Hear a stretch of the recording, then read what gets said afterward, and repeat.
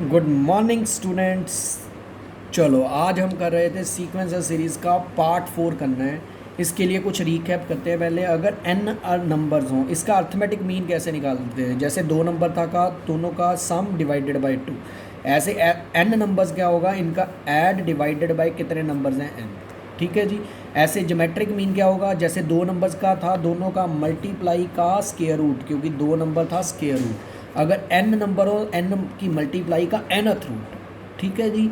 Harmonic mean निकालना है, जैसे हम हार्मोनिक प्रोग्रेशन क्या थी, अर्थमेटिक मीन का उल्टा नंबर्स का जितने भी नंबर है उसका रेसिप्रोकल करते हैं, that is gives harmonic progression. As it is harmonic mean क्या होगा, जितने भी नंबर्स हैं इसके रेसिप्रोकल का अर्थमेटिक मीन का रेसिप्रोकल। अर्थमेटिक मीन करेंगे ये आएगा दिस, इसका रेसिप्रोकल करेंगे, उसका अर्थमेटिक मीन करेंगे, उसका अगेन रेसिप्रोकल करेंगे, ये फार्मूला बन जाएगा। आपने ये तीनों फार्मूले याद रखने हैं, ये स्टैट में ज़्यादा इंपॉर्टेंट है। ठीक है जी। नेक्स्ट जो आती है हमारे पास अर्थमेटिको ज्योमेट्रिक सीरीज़, ये भी बहुत काम की है जी। ये तो मोस्ट इम्पॉर्टेंट है। इसमें क्या कह रहा है कि जिसमें अर्थमेटिक AP भी हो एंड GP दोनों हो। जैसे इसमें देखिए A, इसमें D ऐड हो रहा है, ये तो AP, इसके साथ ये कॉमन रेशियो देखो मल्टीप्लाई हो रही है। देखो ये AP भी है इकट्ठा, GP भी इकट्ठा है, that is called arithmetic geometric और सीरीज़। ठीक है जी।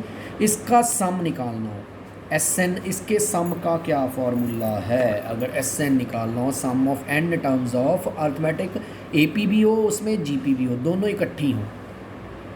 जैसे फॉर एग्जांपल ये है 1 3x 5x square 7x cube. ये देखिए ये जो आगे वाले हैं वो AP में हैं, जो इसकी रेशियो साथ वाले हैं वो GP में है, that is called arithmetic geometric series. इसमें हमने एक तो इसमें A तो है 1, D है, इसका डिफरेंस करके देखा पहले का, ये x को छोड़कर 2, कॉमन रेशियो है, ये इसको आगे वाले को छोड़कर डिवाइड करेंगे, कॉमन रेशियो x, ये तीनों निकाल लेनी है। अगर सम ऑफ n टर्म्स निकालना है, ये बड़ा फार्मूला है जी, ये आपको याद रखना पड़ेगा। ये बहुत रेयर पूछता है, फिर भी आप याद कर लीजिए इसको। इसका मेरे पास और कोई तरीका नहीं है, इसको आपको याद रखना पड़ेगा। But geometric arithmetic geometric series में ज़्यादातर आ जाता है सम ऑफ इन्फिनिटी टर्म्स का। अगर कॉमन रेशियो 1 से छोटी हुई, ये सारी चीज़ ज़ीरो हो जाएगी, ये भी ज़ीरो और ये भी ज़ीरो, ये रह जाएगा A/1 माइनस आर, इधर रह जाएगा dr/1 माइनस आर स्क्वायर। ये देखिए मैंने नेक्स्ट लिखा भी है। अगर इनफाइनाइट का सम करना हो, ये फार्मूला आपने याद रखना है। A आपको पता होगा क्वेश्चन में, R पता होगा, D पता होगा, यहाँ पे आपने पुट कर देना है, that is the sum of infinite terms of AP-GP series. ठीक है, इकट्ठे की। अब आ जाता है, अगर ये वैसे ही है जी, ये जर्नल है, अगर बीच में सम हो, ये आपको पता है कि अगर प्लस हो तो समेशन दोनों के पास चला जाता है, अगर माइनस हो तब भी समेशन दोनों के पास चला जाता है। अगर ये ध्यान रखना, अगर यहाँ पे कांस्टेंट है, यहाँ पे तो आर है नहीं, तो कांस्टेंट बाहर आ जाएगा, ये ऐसे ही बन जाएगा। अगर कांस्टेंट बाहर आ जाएगा, अंदर रह जाएगा 1। अब 1 को कितनी टाइम्स ऐड करना है हमने, 1 आर को 1 पुट करेंगे अगेन 1, आर को 2 पुट करेंगे अगेन 1, 1 को n टाइम्स ऐड करेंगे, इसका आंसर n आएगा। ठीक है जी, ये रिज़ल्ट है, वैसे ही याद रखिए। ये जरूर याद रखना है कि सम ऑफ n टर्म्स, पहले n नेचुरल नंबर्स का सम का क्या फार्मूला है, n into n plus 1/2। Square के सम का क्या फार्मूला है, n into n plus 1, 2n plus 1/6। Cube के सम का क्या फार्मूला है, इसका स्क्वायर। एक ये फोर्थ वाला भी याद रखो, फोर्थ पावर के सम का फार्मूला ये है, ये किसी बुक में नहीं मिलेगा आपको, ये अच्छी तरह से आपने याद कर लेना है। अब अगर पेपर में आ जाए sum of first n-1 terms, 1 2 up to n-1 terms का सम आ जाए, n के लिए ये है, अगर n-1 आ जाए, जहाँ पे n है वहाँ पे n-1 पा दीजिए। जैसे इसमें n-1 डालेंगे ये आ जाएगा, यहाँ पे n-1 डालेंगे ये n रह जाएगा, ये फार्मूला बन जाएगा। क्लियर है जी। ये फार्मूला मोस्ट इम्पॉर्टेंट है, इसको अच्छी तरह से आपने करना है। ठीक है जी। ये चारों फार्मूले को नेक्स्ट लेक्चर में इसकी मैं एप्लीकेशन डालूंगा, उसमें इसको कवर करेंगे। क्लियर है, चलें आगे। चलो अब कुछ इंपॉर्टेंट रिजल्ट्स हैं जी, इसको आपने अच्छी तरह से याद ही करना है जी। जैसे पहला रिज़ल्ट ये कह रहा है कि जैसे ये है 1 3 5, ये AP है, अगर इसमें मैं कुछ भी ऐड कर दूं, मान लीजिए अगर x सभी में ऐड कर दूं, तो तब भी ये ए पी रहेगा। अगर मल्टीप्लाई कर दूँ तब भी ए पी रहेगा, अगर डिवाइड कर दूँ तब भी ए पी रहेगा, अगर माइनस कर दूँ तब भी ए पी रहेगा। ये रिज़ल्ट याद रखना है।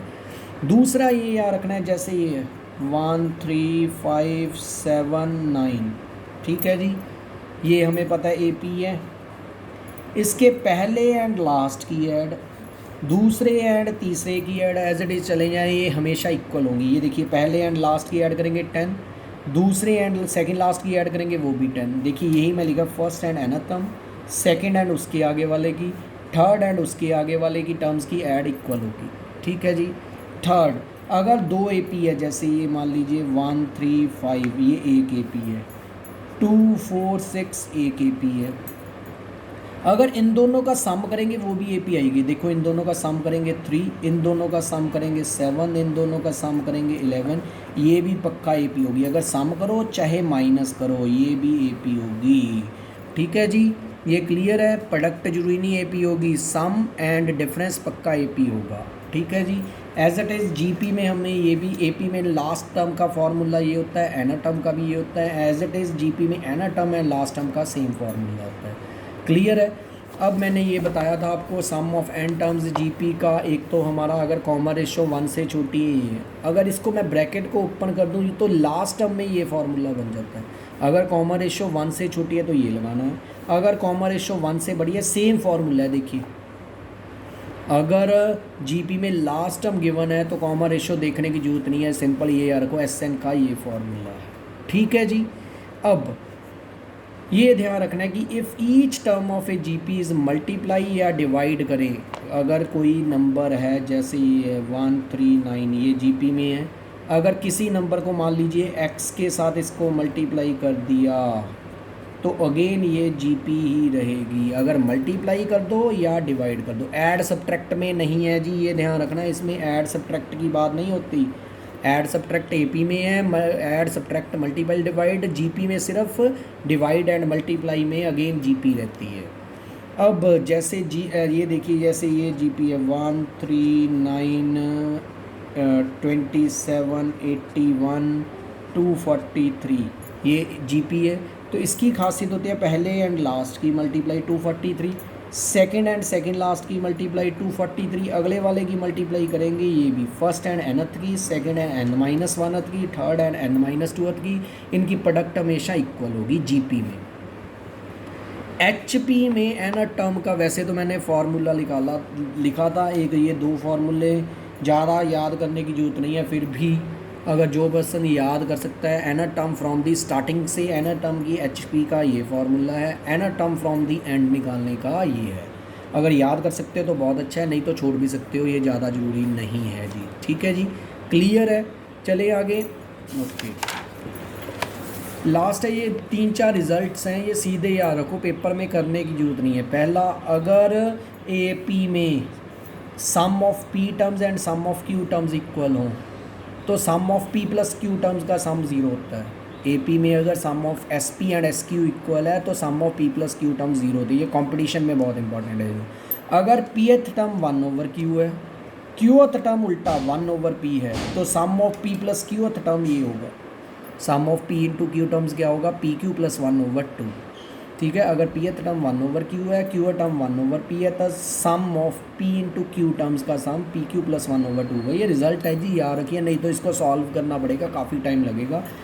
थर्ड, ये काफ़ी इंपॉर्टेंट है, सम ए पी में sum of m terms over n terms की अगर रेशो हमें गिवन है m² ओवर n², तो ratio of their mth and nth term की रेशियो होगी 2m-1/2n-1। ये बहुत इंपॉर्टेंट है। S M over S N अगर m² ओवर n² है तो ratio of mth and nth term क्या होगी, a+m-1 into d, a-n-1/d।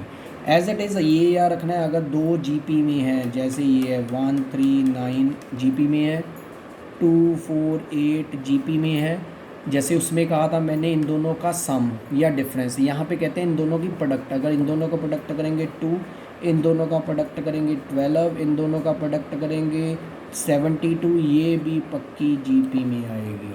Clear है जी। चलो आगे बढ़ने से पहले इसको, चलो अगर आपको पसंद आया तो लाइक करो जी, चैनल को सब्सक्राइब करो एंड शेयर करो, तभी फ़ायदा है, नहीं कोई फ़ायदा नहीं, क्योंकि मैक्सिमम स्टूडेंट्स का तो अभी इसका बेनिफिट ले ही नहीं रहे। क्यों नहीं ले रहे? उनको पता ही नहीं चैनल के बारे में।